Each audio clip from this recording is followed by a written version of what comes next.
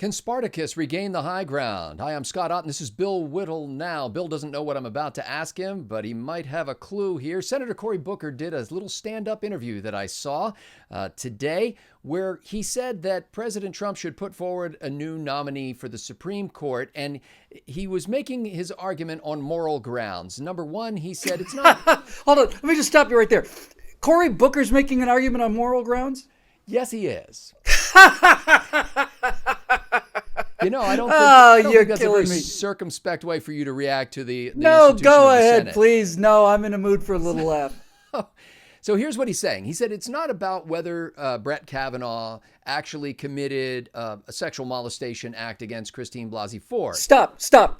I'm sorry. I don't mean to. I know you're trying to get this question out. That's okay. It's a very long question. You can interrupt me six times. But the fact that he's leading with the fact that these allegations aren't sticking is point number one in terms of our deconstruction of this gigantic fable that's coming our way. So continue, please. So here's what he says. He said it's not about the guilt or innocence of Brett Kavanaugh when it comes to the allegations of sexual molestation, but in fact that some of Kavanaugh's old college buddies have come forward to say that he's not being completely honest about his drinking. Number two, that Kavanaugh was, he doesn't use this term, but Booker doesn't say this, but he was a bit snippy with the committee. In fact, okay, hold on. I'm gonna have to fisk this thing. I apologize for putting you through this. Let's go back to he wasn't completely honest with his drinking. If what they're saying is that that Brett Kavanaugh didn't report that sometimes I got drunk at college parties, really drunk at college parties, and therefore I should have said that I am a heavy drinker, is absolute bilge, and Cory Booker, of all people, knows it. Cory Booker is doing his very best to, Spartacus is trying to be, it was Booker, wasn't it? Or was it Ellison? Yeah, yes. Booker, yeah. So Spartacus is trying to continue this smear by saying, well, he's obviously a rapist, although those charges are starting to look like they're coming apart. So forget the rapist part. He's an alcoholic, and also, we'll get to the next one in a minute. So let's address the alcoholic issue. If you had asked me if I was a heavy drinker in college, I would have told you very truthfully that I was not. I certainly was not. If you'd also asked me, had I ever passed out on a couch, had I ever just basically woken up drunk on a beach? Yeah, I had, actually. And the reason I say that I don't consider that heavy drinking, because it's not heavy drinking for college. Now, if I were to tell you the same things again today, you would question my judgment. And as I said, when we did the very first episode after this Kavanaugh story broke, as the very first Bill Whittle Now episode, Scott, I said something that I think most people need to keep in mind. I think most people do keep in mind. Do I think that 17-year-old Brett Kavanaugh is fit to sit on the Supreme Court of the United States? I emphatically do not. I think 17-year-old Brett Kavanaugh lacks the judgment and the maturity to be able to render decisions impartially, and I'm very concerned about some of his other behaviors. Now, does the fact that he at 17 committed these behaviors, does that invalidate 39 years or whatever it is of exemplary, not only exemplary rule as a judge, but as an exemplary life? Well, this is why we call them the teenage years. This is why we seal juvenile records. This is why we don't say you're responsible for things until you're 18. So please continue, Cory. I can't wait to hear the rest of this. So the next thing was that Senator Booker says that because Kavanaugh got angry in front of the Senate Judiciary Committee and expressed himself in sharp partisan terms, he basically lacks the equanimity and the circumspection to serve on this sacred institution. He used the word sacred. He used the word moral in the course of this brief little minute and 20-second snippet. This is my favorite part of the whole thing. First of all, it's sacred to Cory Booker and their ilk because it's the only way they have left to control the American people who simply won't vote for their policies. But let's put that aside for a minute. This is my favorite part of the argument is, well, first of all, you can see just by what Booker said, you can see the Democratic position falling apart. He's a rapist. Nah, nobody believes her, really. She can't even place the date, time, state. No, sorry. Okay, well, then he's an alcoholic. Come on, man. The guy had some beers at a college party. Well, then he's unfit to serve because he's so angry. And here's the thing that is so illuminating about the anger charges on Kavanaugh, Scotty. I suspect that most of these are, as everything else, simple political weapons that they're casting out. They know full well he responded appropriately. But I also do think that among people like Cory Booker and Dianne Feinstein and all, and Chucky, Schmucky Schumer and all the rest of them, the idea that your honor could be offended is so alien to their way of thinking that they simply don't understand it. They are so their lack of morality is so triumphant in their lives. That's a nice phrase, actually. That the idea that somebody might be morally outraged about something real rather than faux moral outrage about how women are not being believed and all the rest of this nonsense, the fact that somebody might be outraged about having their character defamed is the wonderment of people who have no character to defame. So I'll let you take the final bit of this here, and I've just decided to cast away the questions I was going to ask you because you're doing such a good job of just taking this thing apart sentence by sentence.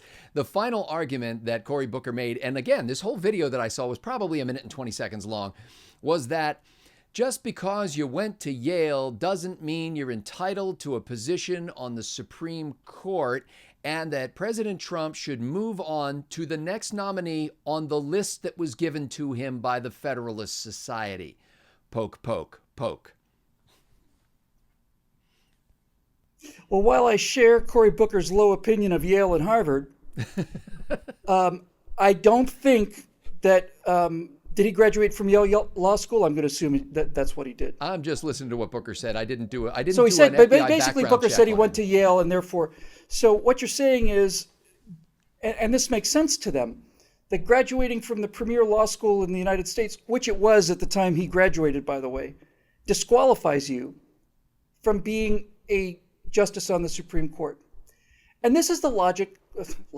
Sorry.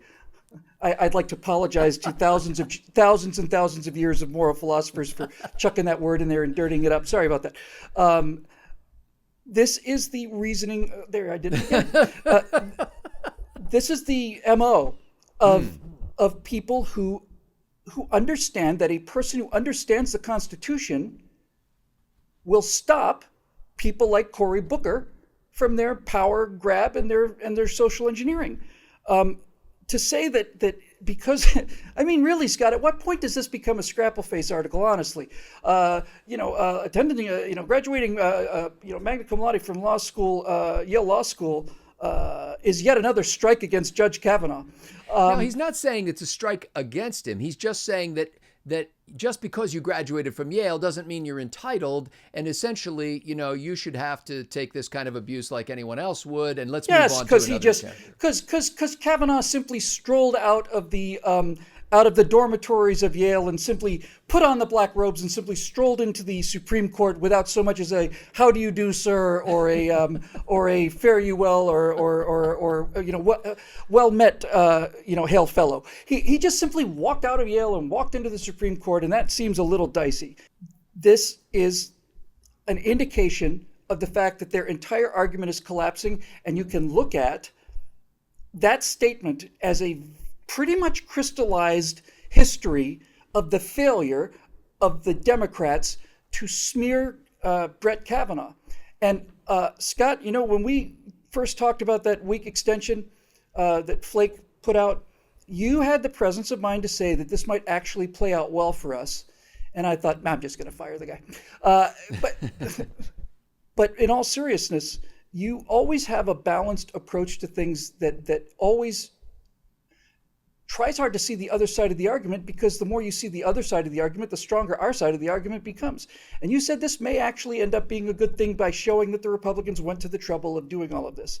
My thought, and I think most people's thought, was that if you give them another week, that's another week for them to drag more so-called victims out of the swamp and then have to deal with all of them too. But they're not forthcoming. And the reason they're not forthcoming is because Brett Kavanaugh never assaulted anybody. And everybody knows it. What is happening since we're in the middle of Flake Week now, which ought to be an annual thing, by the way. It's on the Discovery Channel, I think. Since we're in the middle of Flake, exactly, Discovery Channel Flake Week. Since we're in the middle of Flake Week now, a Wednesday as we record this, what is happening is rather than new allegations and new victims and so on coming up against Kavanaugh, we see on Monday that Dianne Feinstein's office just basically she didn't ask her staff if they leaked the memo, really, until that moment. I just asked them, please, Dianne, please. There are limits. It's like Michael Jackson telling us he's never had any surgery done. Honestly, Dianne, you can stop insulting our intelligence. And then we find that today that a former boyfriend of Dr. Ford says that she has coached people on how to basically pass a polygraph test. Yeah, that's right. And so everybody who was so down, I'm so sorry, was it Mitchell, the woman who... Rachel Mitchell? Yeah. Everybody was so down on her for saying, why don't you get to the heart of it? Why don't you? No. This is a gifted prosecutor, and I'm beginning to think she really is. I'm liking her better and better, and I liked her when I first saw her. A gifted prosecutor does exactly what she does, and that is that she shows some concern for things that are not terribly important. And then she shows almost an offhanded attitude to the things that are really going to stick somebody. So I suspect that Ms. Mitchell understood that there were reports that she had coached people on a polygraph. So in the middle of all of this other stuff, just kind of, have you ever taken a polygraph? No. Have you ever advised anybody about how to do it? No. Just felony casual perjury. screening questions. Felony perjury. So the week is going rather well.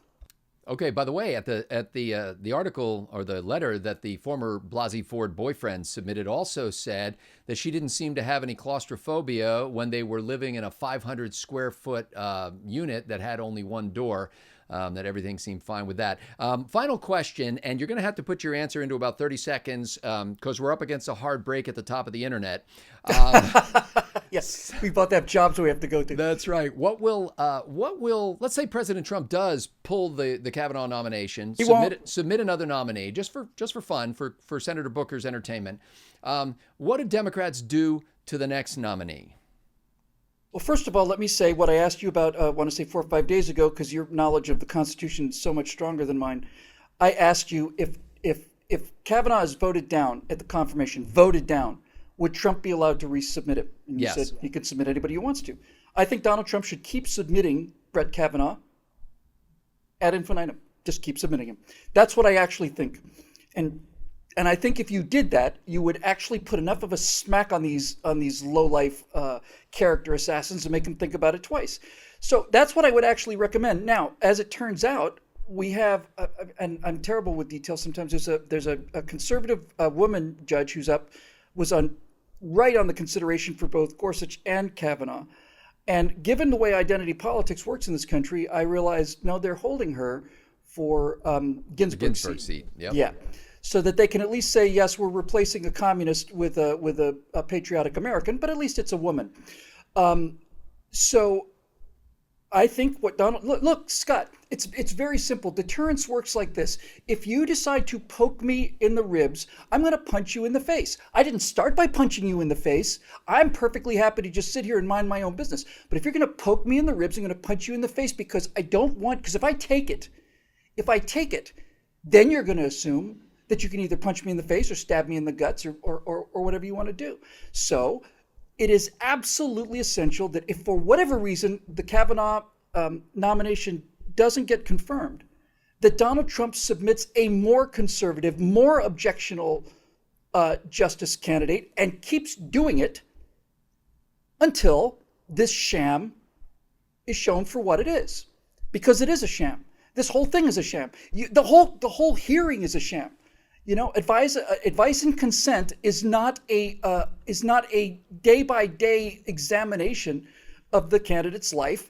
It is a question of looking at his judicial rulings and saying, well, we kind of think so. Yes, it seems like a good guy, which is what Republicans did for who was it? Was it Dennis Miller who talked about Sotomayor and Kagan and saying if they're the only two left, they might as well just start like a Laverne and Shirley rerun.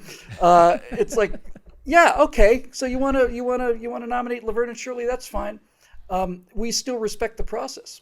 As long as there are leftist hypocrisy shams like this, there's a need for Bill Whittle now, and we are glad to be able to do it, and we are especially grateful to the members of BillWhittle.com who fund this enterprise. If you'd like to join them, just go over to BillWhittle.com and subscribe, become a member for $9.95 a month.